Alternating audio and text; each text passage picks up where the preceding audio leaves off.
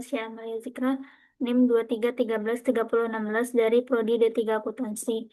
Di sini saya akan mempresentasikan materi tentang analisis rasio profitabilitas PT Astra Grapia. Latar belakang, dalam era persaingan bisnis yang semakin kompetitif, kemampuan perusahaan dalam menghasilkan laba menjadi salah satu indikator penting untuk menilai efektivitas operasional serta keberlanjutan usahanya. Profitabilitas menggambarkan tingkat keberhasilan manajemen dalam mengelola sumber daya perusahaan untuk memperoleh keuntungan. PT Astra Grapia Tbk merupakan perusahaan publik yang bergerak di bidang solusi teknologi informasi, layanan percetakan digital, serta dokumen manajemen. Sebagai bagian dari grup Astra Internasional, perusahaan ini memiliki reputasi yang kuat dalam industri teknologi dan percetakan digital di Indonesia. Namun, dinamika pasar, perkembangan teknologi, pandemi, serta perubahan kebutuhan konsumen dapat mempengaruhi performa keuangan perusahaan dari tahun ke tahun. B. Rumusan masalah. Yang pertama, bagaimana kinerja rasio profitabilitas PT Astra Grapia Tbk dalam periode analisis. Yang kedua, bagaimana perkembangan rasio profitabilitas PT Astra Grapia Tbk dalam beberapa tahun terakhir. Yang ketiga, apa makna hasil analisis rasio profitabilitas tersebut terhadap kondisi keuangan dan prospek perusahaan. C. Tujuan penelitian.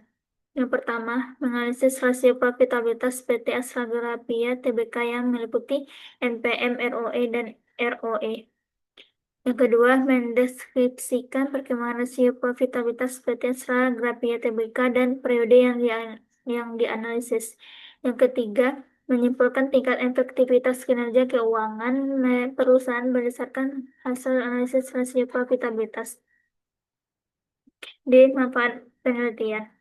Yang pertama bagi peneliti, yaitu menambah wawasan dan pemahaman mengenai penerapan analisis rasio keuangan. Yang kedua, bagi perusahaan, dapat digunakan sebagai bahan evaluasi tambahan dan nilai efektivitas strategi bisnis.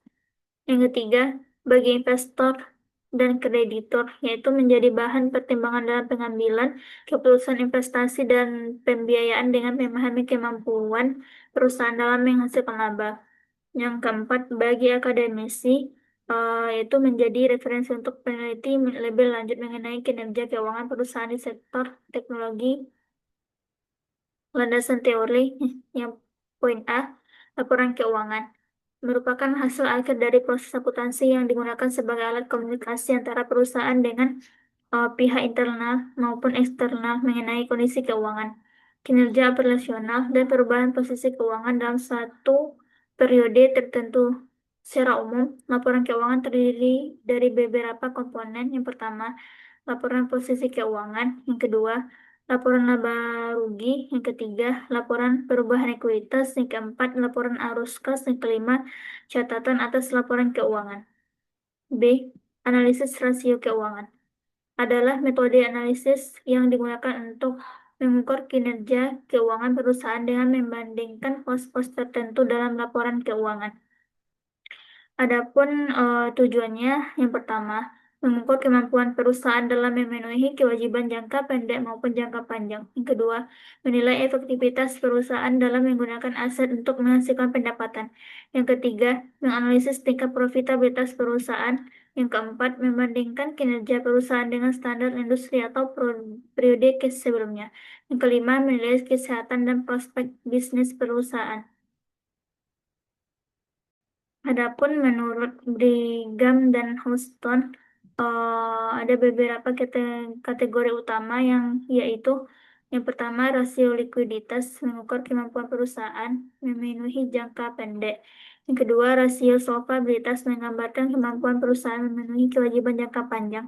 Yang ketiga, rasio aktivitas menilai efektivitas penggunaan aset dalam menghasilkan pendapatan. Keempat, rasio profitabilitas mengukur kemampuan perusahaan menghasilkan laba dari penjualan aset dan ekuitas. C. Rasio profitabilitas merupakan indikator penting dalam analisis laporan keuangan karena menunjukkan kemampuan perusahaan menghasilkan laba selama periode akuntansi tertentu. Adapun jenis rasio profitabilitas yang umumnya itu yang pertama NPM, Net Profit Margin, adalah rasio yang digunakan untuk mengukur seberapa besar laba bersih yang dihasilkan dari setiap rupiah penjualan. Untuk rumusnya yaitu uh, NPM sama dengan laba bersih dibagi penjualan bersih dikali 100%. Uh, B. Return on Asset atau ROA merupakan rasio yang mengukur sejauh mana aset perusahaan digunakan untuk menghasilkan laba. Rumusnya itu ROA sama dengan laba bersih dibagi total aset dikali 100%. C. Return on Equity atau ROE merupakan alat mengukur kemampuan perusahaan menghasilkan laba rugi modal yang ditempatkan pemegang saham. Rumusnya itu ROE sama dengan laba bersih dibagi ekuitas dikali 100%. D. Gross Profit Margin merupakan rasio profitabilitas yang digunakan untuk mengukur sejauh mana pendapatan penjualan mampu menutupi biaya pokok penjualan. Untuk rumusnya yaitu GPM sama dengan laba kotor dibagi penjualan bersih dikali 100%. Faktor-faktor yang mempengaruhi profitabilitas yaitu dipengaruhi oleh berbagai faktor internal maupun eksternal yang berperan dalam menentukan kemampuan perusahaan menghasilkan laba dalam satu periode. Secara umum, faktor internal yang mempengaruhi profitabilitas mencakup efisiensi operasional, struktur biaya, manajemen aset, modal kerja, serta penjualan dan kualitas manajemen. Kinerja keuangan perusahaan.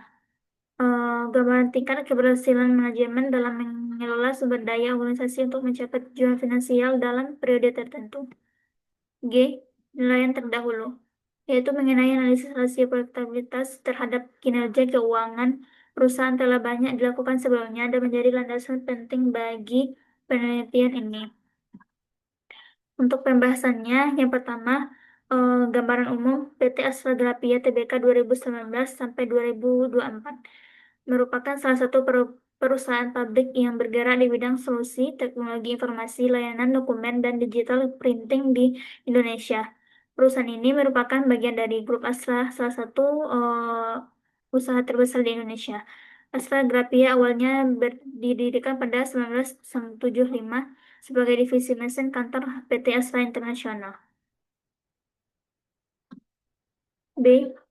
Analisis net profit margin. Net profit margin atau margin laba bersih adalah rasio profitabilitas yang sangat penting menunjukkan seberapa besar persentase pendapatan penjualan yang tersisa sebagai laba bersih setelah semua biaya dan beban dikurangkan. Untuk tabelnya udah dari sini. Untuk penjelasannya yaitu net profit margin asal pada 2019 menunjukkan kondisi profitabilitas yang stabil sebelum pandemi. Dan memasuki 2020, meskipun pendapatan perusahaan menurun tajam akibat pandemi, NPM justru sedikit meningkat karena Astra mampu melakukan efisiensi yang secara efektif. Untuk keseluruhannya, perkembangan net profit margin selama periode 2019 sampai 2024 menunjukkan kemampuan perusahaan menjaga profitabilitas yang stabil meskipun melewati kondisi ekonomi yang sangat berfluktuasi. Untuk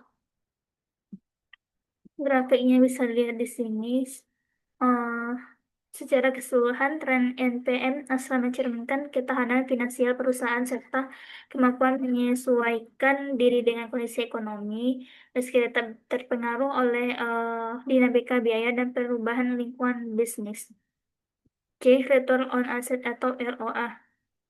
Rasio keuangan yang digunakan untuk mengukur seberapa efisien perusahaan menggunakan seluruh asetnya untuk menghasilkan laba bersih.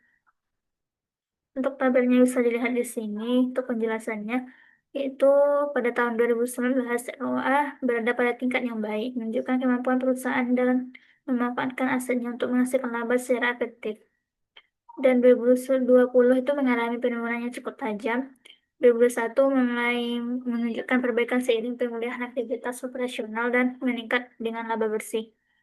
2022 dan 2023 di mana ROA meningkat lebih kuat berkat pertumbuhan pendapatan dan laba yang didorong oleh segmen otomotif, alat berat, serta jasa keuangan. Untuk grafiknya bisa dilihat di sini. Secara keseluruhan, grafik menggambarkan bahwa ROA adalah sensitif terhadap ekonomi dan biaya dengan pemulihan signifikan setelah pandemi tetap kembali melemah pada 2024. D. Analisis return equity atau ROE, yaitu mengukur seberapa besar laba bersih dan mampu menghasilkan perusahaan dari setiap rupiah ekuitas pemegang saham. Rasio ini penting karena menunjukkan tingkat pengembalian kepada pemilik modal dan efisiensi manajemen dalam mengelola ekuitas. Untuk tabelnya bisa dilihat di sini. Untuk penjelasannya itu pada tahun 2019 berada pada tingkat yang tinggi, menunjukkan kemampuan perusahaan menghasilkan laba yang baik dan modal pemegang saham. Pada tahun 2020 menurun cukup tajam akibat tekanan pandemi yang menurun laba bersih. Dan memasuki 2021 dan 2022 itu ROI mulai naik kembali seiring dengan kinerja operasional, peningkatan penjualan otomotif, serta kontribusi kuat dari segmen alat berat dan jasa keuangan. Untuk grafiknya bisa dilihat.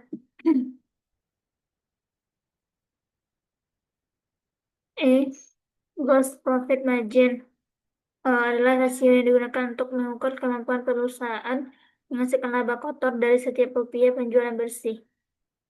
Untuk tabelnya terlihat di sini.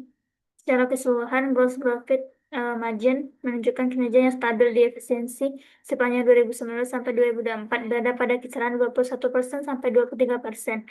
Hal ini menggambarkan kemampuan perusahaan menjaga efektivitas produksi dan pengendalian biaya pokok penjualan meskipun menghadapi berbagai tekanan ekonomi. Untuk grafiknya bisa dari sini.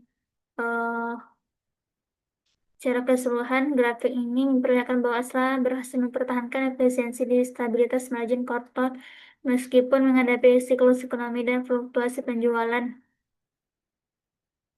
Uh, untuk kesimpulan dan saran, kesimpulannya itu hasil analisis menunjukkan bahwa PT Astra International Tbk memiliki fondasi operasional dan keuangan yang kuat, tetapi tetap menghadapi tantangan dari sisi efisiensi biaya, pengelolaan aset, serta pengaruh kondisi eksternal. Perusahaan ini perlu mengambil strategi adaptif dalam pengelolaan biaya, peningkatan produktivitas aset, serta optimalisasi serta struktur modal agar profitabilitas dapat dipertahankan dan ditingkatkan.